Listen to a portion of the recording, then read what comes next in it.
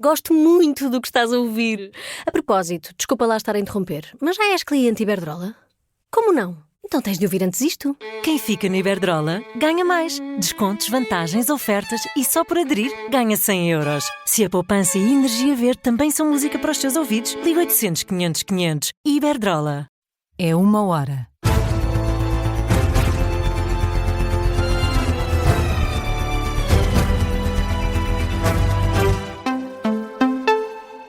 As notícias com Beatriz Félix. Boa noite, vamos às notícias na Rádio Observador e começamos com o debate presidencial desta noite entre Henrique Gouveia Melo e António Filipe. Os dois candidatos estiveram em desacordo na maioria dos temas, mas mesmo assim houve espaço para concordância num tópico. Estão contra a substituição temporária de Marcelo Rebelo de Sousa. O Presidente da República foi operado esta segunda-feira a uma hérnia no Hospital de São João, no Porto.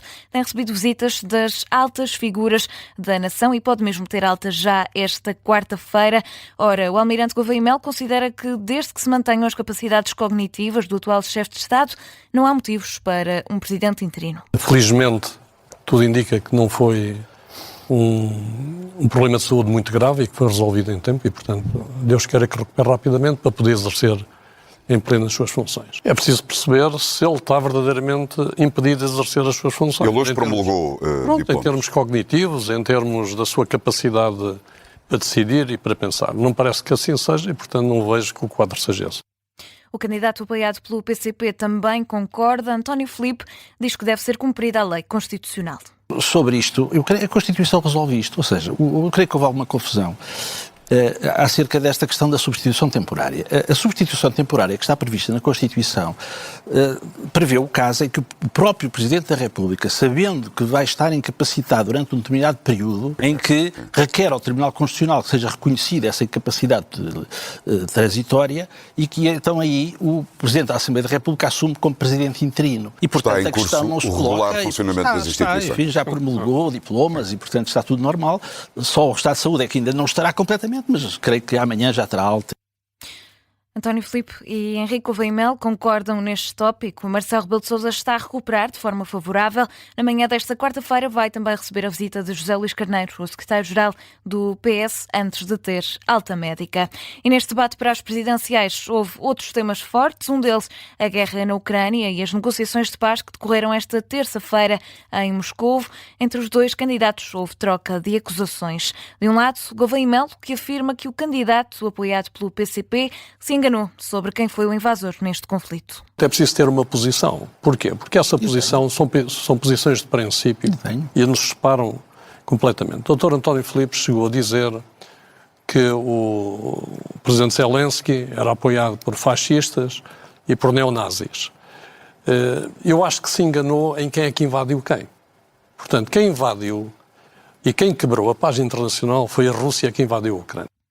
Já António Filipe, do outro lado, acusa Gouveia Melo de estar mais próximo de ser como o presidente russo e de querer mandar jovens portugueses para guerras desnecessárias. Olha, não está mais longe do Sr. Putin do que eu.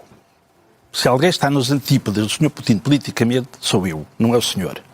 Não fui eu que disse que os jovens portugueses iam morrer onde nos mandassem morrer. Se a NATO nos mandasse morrer, iriam morrer a qualquer lado. Eu não acho isso. Eu acho que os jovens portugueses não têm que morrer em lado nenhum. Apenas se fosse para defender o interesse nacional e a defesa do território nacional.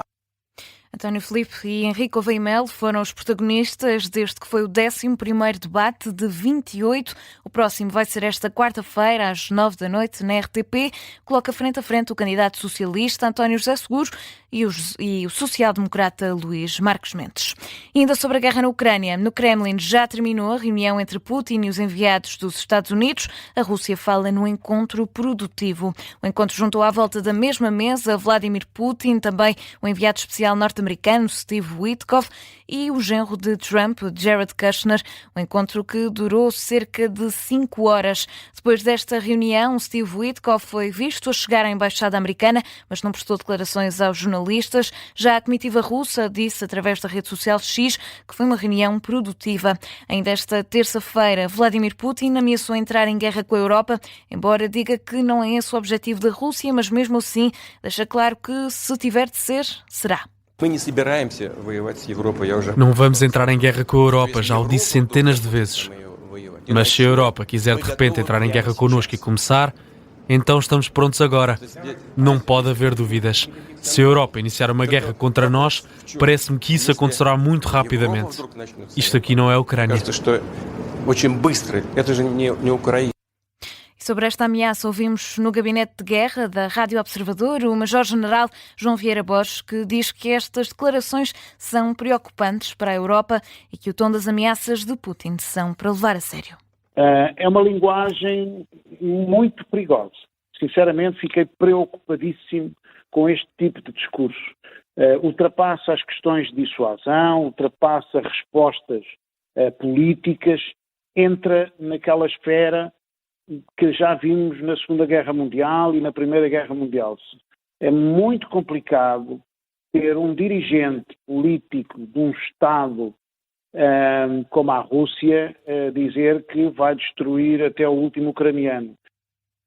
É a análise feita pelo Major-General João Vieira Borges. A Europa, neste momento, não pode confiar nos Estados Unidos como um aliado militar. Os Estados Unidos de Trump não são um aliado fidedigno. É esta análise feita. É um dos destaques do Gabinete de Guerra desta noite, já disponível em podcast. E voltamos agora à atualidade nacional. A ministra Maria Lúcia Amaral pediu à Inspeção-Geral da Administração Interna a abertura de processos disciplinares aos 11 elementos das Forças de Segurança que foram detidos por suspeitas de exploração de imigrantes no Alentejo. Os militares da GNR e o agente da PSP saíram em liberdade, foram constituídos arguidos no âmbito do processo Safra Justa. Segundo o Ministério da Administração Interna, a IGAI solicitou ao Ministério Público o envio de elementos constantes no processo de inquérito-crime que vão ser depois analisados para avaliar a necessidade da aplicação de eventuais medidas cautelares. Dos 17 detidos pela Polícia Judiciária, 3, todos civis, ficaram em prisão preventiva. Os 10 GNR e um PSP ficaram com um termo de identidade e residência e os outros 3 civis ficaram obrigados a apresentações periódicas e proibidos de contactar com as vítimas e os coarguidos, bem como de se ausentarem para o estrangeiro. E a fechar, os guardas prisionais desistiram de aderir à greve geral de 11 de dezembro. A classe profissional chegou a um acordo com o governo, passam a receber as horas extraordinárias na totalidade, vão também ter acesso mais rápido a concursos de promoções por antiguidade, iguais à PSP e GNR. No entanto, o presidente deste sindicato, Frederico Moraes, afirma não estar totalmente satisfeito com os detalhes deste acordo. Em declarações à Rádio Observador, adianta que no próximo mês o Sindicato Nacional do Corpo da Guarda Prisional vai começar a preparar soluções para a segurança dos estabelecimentos prisionais em conjunto com o Executivo. Queria promover mais gente, mas não conseguimos para já. Mas ainda não descartámos isso, porque o Governo disse-nos que íamos continuar a trabalhar, o que significa que está a porta aberta para promovermos mais. E fico satisfeito porque vamos começar a negociar coisas sérias, que é a segurança das cadeias, isso é que nos preocupa. São declarações de Frederico Moraes e, seja como for, está prevista a assinatura de um acordo esta quarta-feira à tarde entre a Ministra da Justiça, Rita Alarcão Júdice, e o Sindicato Nacional do Corpo da Guarda Prisional. Foi notícia de fecho neste jornal da 1 da manhã.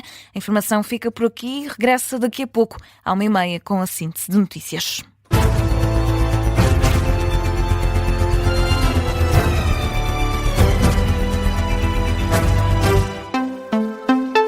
Gosto muito do que estás a ouvir. A propósito, desculpa lá estar a interromper, mas já és cliente Iberdrola? Como não? Então tens de ouvir antes isto. Quem fica na Iberdrola ganha mais. Descontos, vantagens, ofertas e só por aderir ganha 100 euros. Se a poupança e a energia verde também são música para os teus ouvidos, liga 800 500 500. Iberdrola.